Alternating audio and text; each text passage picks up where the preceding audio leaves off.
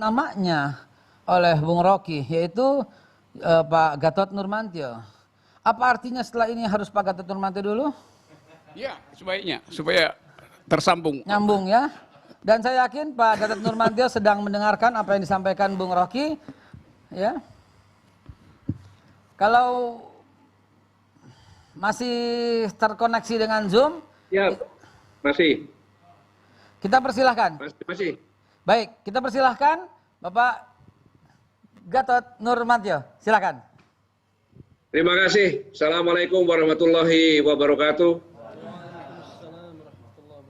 Yang saya hormati, saya banggakan, saya kasihi, saya taati Habib Muhammad Rizik Syihab, beserta para habaib, para alim ulama, para kiai, para tokoh masyarakat. Saya hanya mengatakan alhamdulillahirrabbilalamin bahwa saya bisa bergabung di acara yang sangat strategis ini, dan sekaligus saya juga menyampaikan terima kasih karena Habib Rizik berkenan telah mengirim kata suara sambutan dalam peluncuran buku pemikiran Sang Revolusioner yang ditulis oleh Saudara Dr. Syahganda Nainggolan beberapa hari yang lalu. Singkat saja, menarik sekali karena apa yang disampaikan dengan revolusi akhlak ini, saya menyimak apa yang disampaikan oleh Habib Rizik, menggunakan semuanya dengan pisau analisis Pancasila. Saya ulangi, menggunakan pisau analisis Pancasila. Suatu yang sangat luar biasa, yang selama ini didengung-dengungan bahwa syariah Islam segala macam, ternyata revolusi akhlak itu pisau analisisnya ada Pancasila. Tidak bisa dipungkiri lagi bahwa Habib Rizik seorang nasionalis yang mengawal tujuan murni Pancasila seperti yang dilakukan oleh kami, yaitu dengan gerakan moral yang mengawal cita-cita luhur bangsa Indonesia. Itu yang pertama. Tapi saya hanya ingin mengingatkan bahwa pertama kali bangsa ini merdeka yang didengungkan adalah kemerdekaan. Kami bangsa Indonesia menyatakan kemerdekaan. Kemerdekaan artinya adalah, kalau bahasa Sanskertanya, kamardika, yaitu warga negara kelas atas. Jadi founding father dan founding mother ini mencanangkan bahwa kita berubah dari bangsa yang dijajah menjadi bangsa yang kelas atas. Maka cita-citanya itu melindungi segenap bangsa dan seluruh tumpah darah Indonesia. Mensejahterakan, mencerdaskan, sehingga inilah bangsa yang national state, di mana sebuah nasional yang bangsanya ini majemuk. Dengan kemajemukan ini, contoh singkatnya saja, Pancasila pertama, ketuhanan yang Maha Esa. Dari berbagai macam agama diakui di negara ini. Dari berbagai warna kulit, bahasa, semuanya politik diakui menjadi satu. Kemudian contoh lagi negara bangsa, memperlakukan manusianya dengan sila kedua, keadilan sosial bagi seluruh rakyat Indonesia. Saya ulangi, kemanusiaan yang adil dan beradab. Sila kedua, kemanusiaan yang adil dan beradab. Memperlakukan semua manusia yang adil dan beradab. Nggak dibeda-bedakan siapapun juga.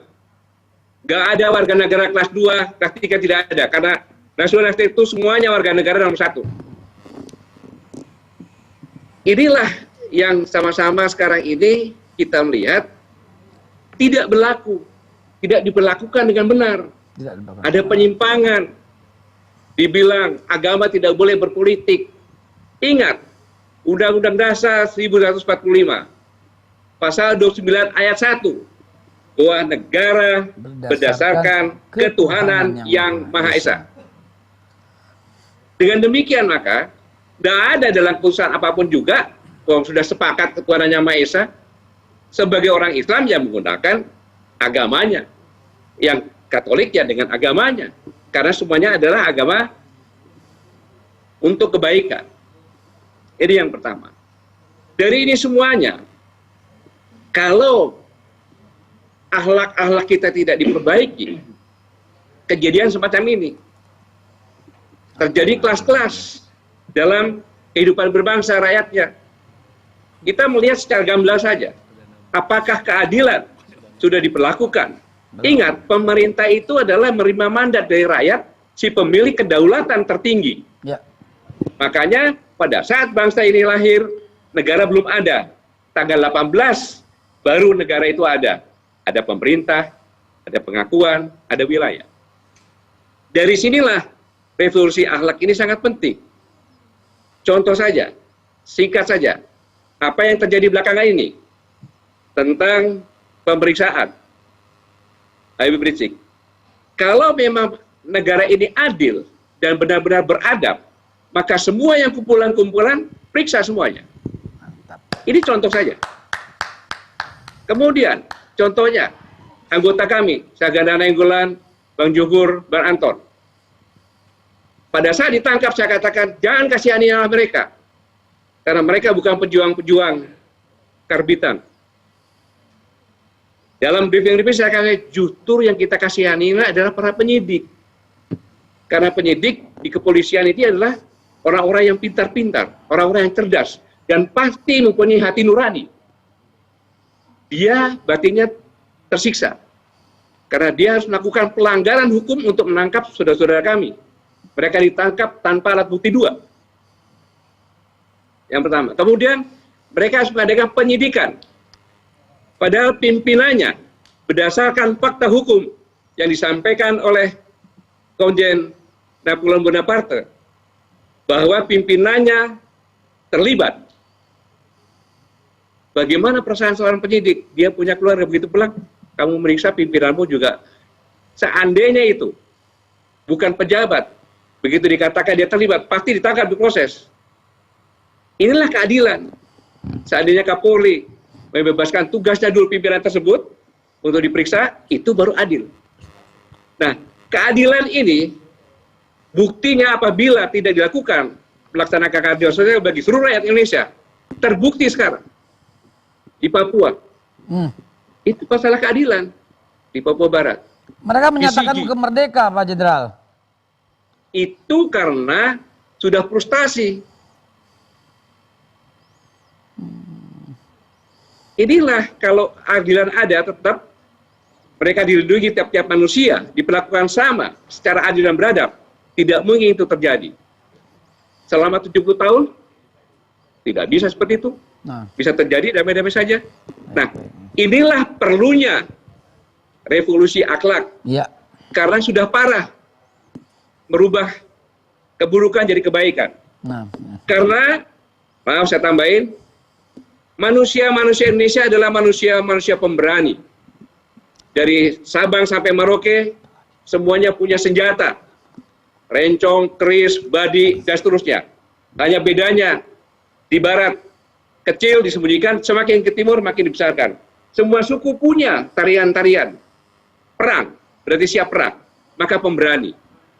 Nah itulah, para ulama itu adalah kumpulan-kumpulan orang yang penakut. Maka mencanangkan revolusi akhlak. Karena para ulama sangat takut dengan Tuhan Yang Maha Esa Allah Subhanahu wa Ta'ala.